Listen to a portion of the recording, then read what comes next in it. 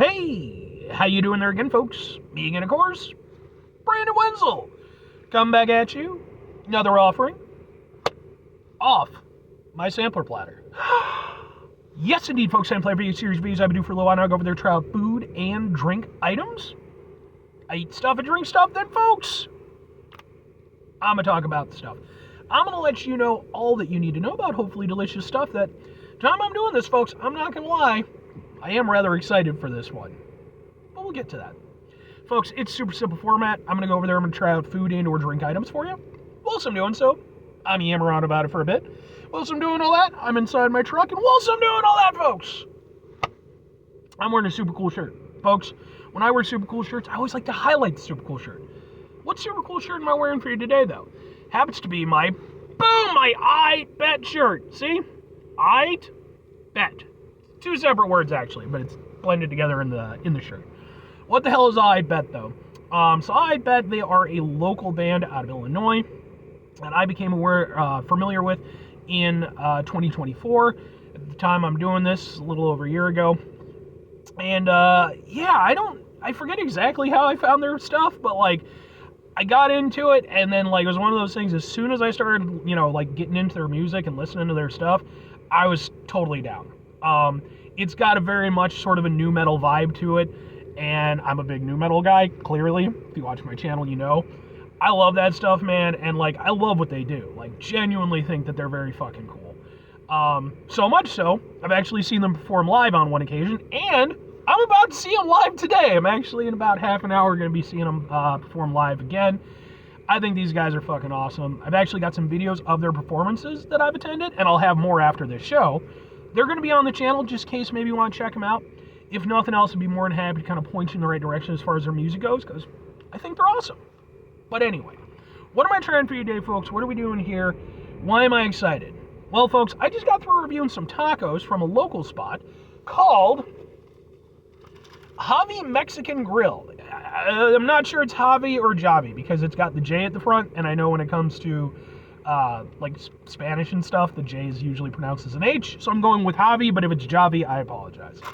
And like I said, I just got through reviewing some tacos. You can check out that review if you're interested, and I alluded to this review in that. And I'm really excited because it happens to be one of my favorite Mexican dishes. Hopefully, we'll carry on because it's boom! What is the boom? It is, oh boy, it's boom! It's Pollo and mole, which is chicken and mole sauce. I'm a big fan of this. I reviewed Pollo and mole from a different spot a while back. Oh, by the way, what with this being a review of a local establishment, it's going to end up on my Eating Out Illinois playlist, which is a playlist for just local spots. So let's give this a shot. First of all, let's get a thing for the thing here. It looks like this. We'll go ha ha ha ha ha ha. Interesting that they use the drumsticks. I don't think I've ever had Pollo and mole with the drumsticks, which is going to make this interesting to eat. But I love, man, like if you've never had mole sauce, oh, it's so fucking good. It's kind of like a chili chocolate sauce, which sounds weird, but trust me, it's a vibe. Let's get this going.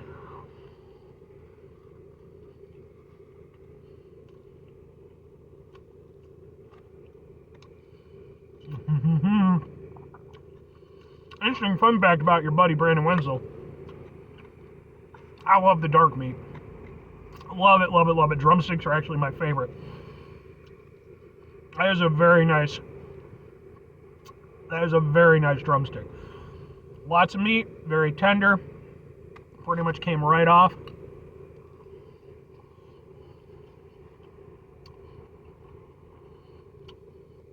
Mole sauce is really nice.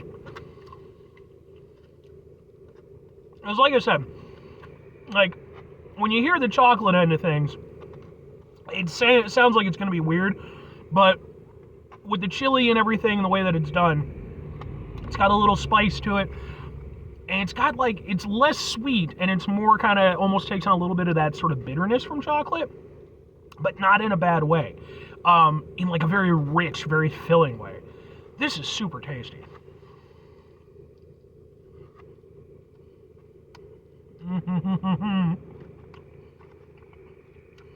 Chicken is perfect.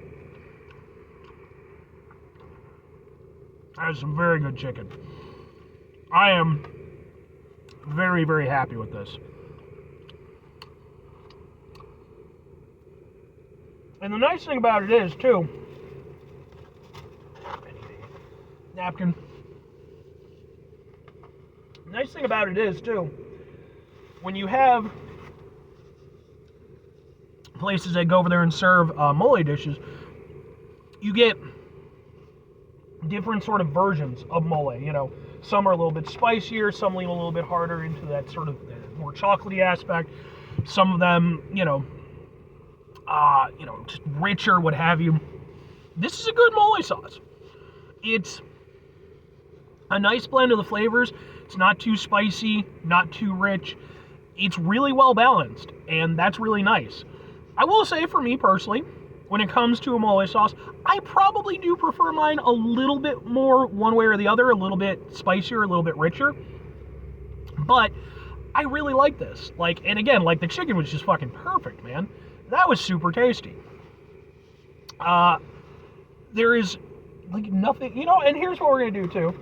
We're gonna go ahead, because we do have the rice and the beans and stuff, and it's only fair that I go over there and review those as well.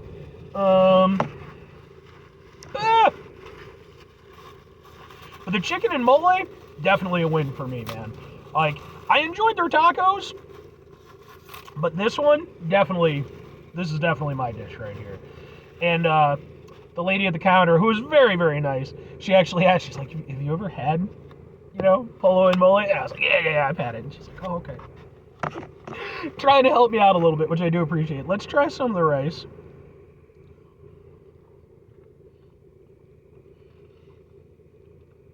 Good rice.